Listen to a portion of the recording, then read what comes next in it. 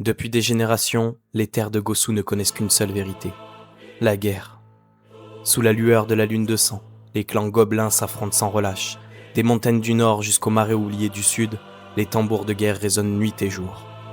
Chaque clan convoite la même chose, le pouvoir, la gloire et l'immortalité. Au fil des siècles, d'innombrables chefs de guerre se sont levés pour conquérir des terres. Certains sont devenus des légendes, d'autres ont disparu engloutis par les flammes de la bataille. Mais aucune guerre n'a jamais été aussi importante que celle qui approche, car les récits parlent d'une époque oubliée, une époque où les immortels marchaient parmi les peuples de Gosu. Des êtres si puissants qu'ils pouvaient changer le destin d'un royaume d'un simple geste. Lorsque le dernier affrontement déchira le monde, ils disparurent. Du moins, c'est ce que tout le monde croyait. Aujourd'hui, les signes réapparaissent, les reliques ancestrales s'éveillent, les prophéties oubliées refont surface, et partout dans le royaume, les clans se préparent à la guerre. Car une rumeur se répand dans les tavernes, sur les champs de bataille et dans les palais des seigneurs de guerre, les immortels sont de retour.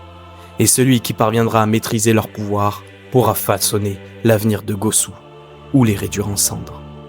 Bienvenue dans Gosu X, là où les légendes ne sont pas racontées, elles se forgent dans le sang, la stratégie et la guerre.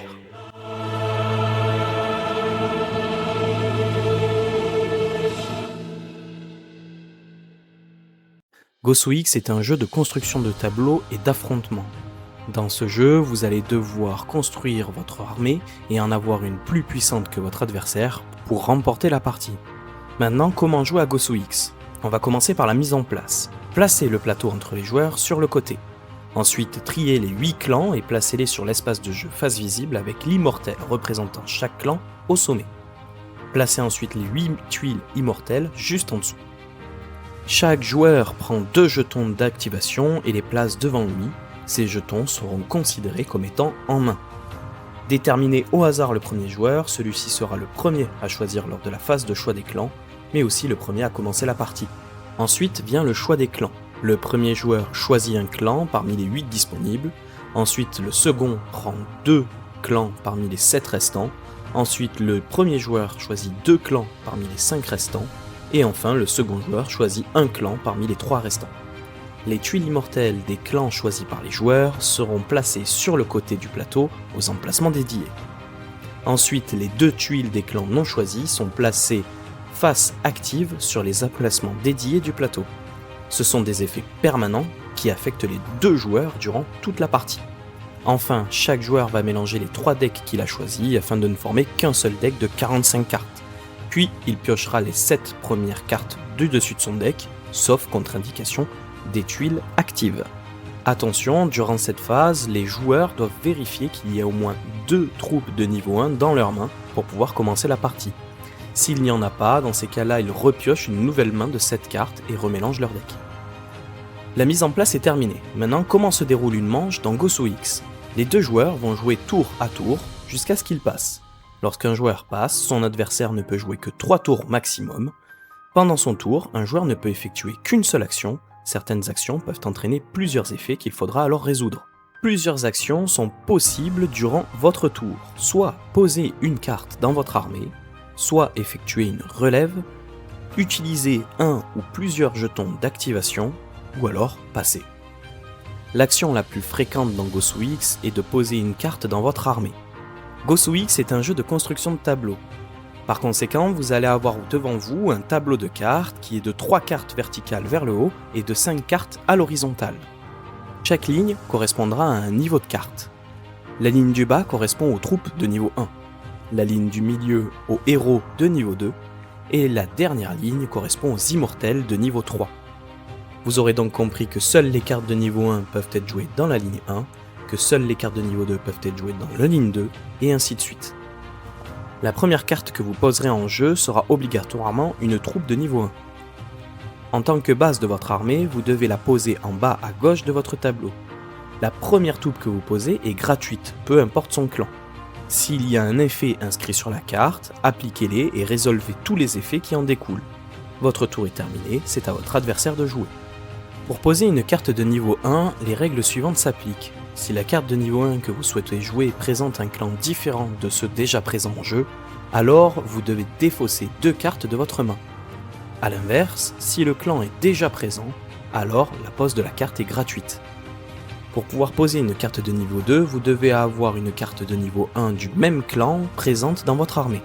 A noter aussi que vous ne pouvez pas avoir plus de cartes de niveau 2 que de niveau 1 dans votre armée.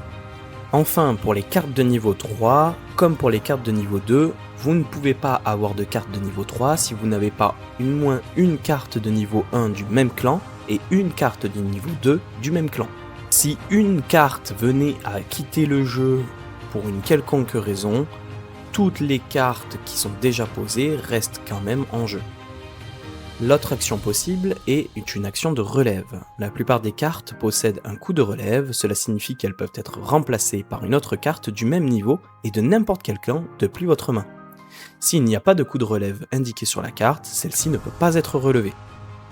Pour effectuer une relève, vous défaussez un nombre de cartes égal au coup de relève de la carte que vous souhaitez remplacer. Ce coût est réduit de une carte pour chaque jeton d'activation posé sur la carte que vous souhaitez relever.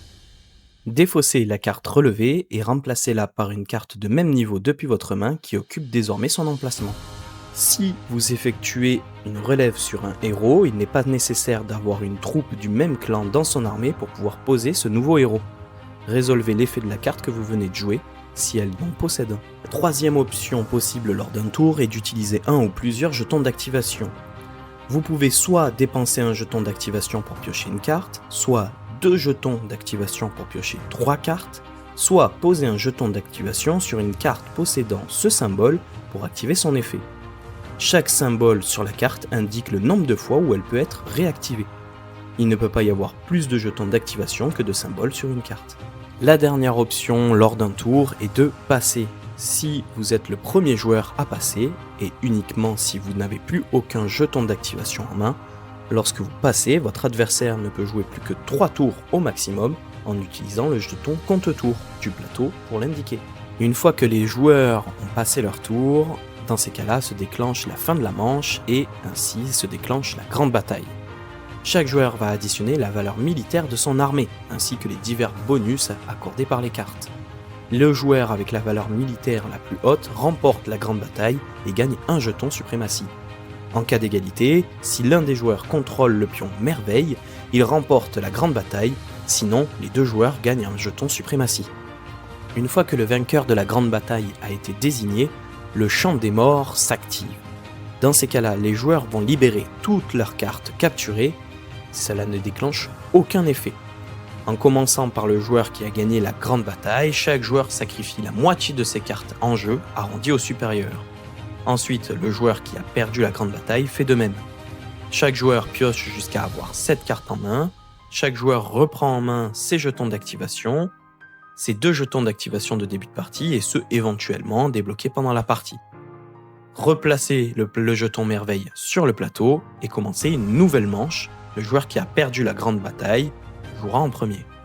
Le sacrifice des cartes doit être fait seulement sur les cartes libres, c'est-à-dire que les cartes ne doivent avoir aucune carte à leur droite ni aucune carte au-dessus d'elles. Durant la partie, vous allez retrouver plusieurs mots-clés. Voici un petit récapitulatif des mots-clés les plus importants à retenir.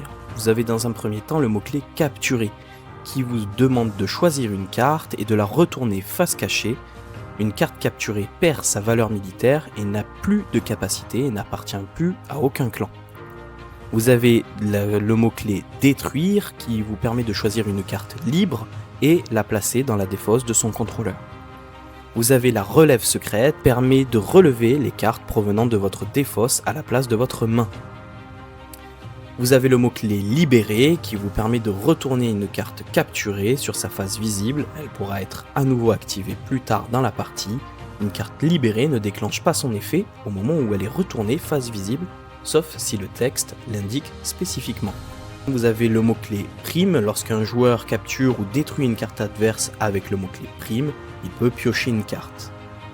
Et enfin, vous avez le mot-clé recruteur, la prochaine carte que vous posez, juste à droite d'une carte avec le mot-clé recruteur, sera gratuite, même si elle est d'un clan qui n'est pas encore présent dans votre ligne.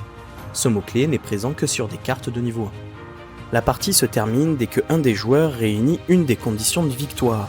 Soit il possède 2 jetons suprématie, soit c'est un joueur qui vient de débloquer son 5e jeton d'activation, soit c'est le premier joueur à contrôler 15 cartes face visibles dans son armée, et dans ces cas-là, ils vont gagner immédiatement la partie. Voilà, vous savez maintenant jouer à Gosu X.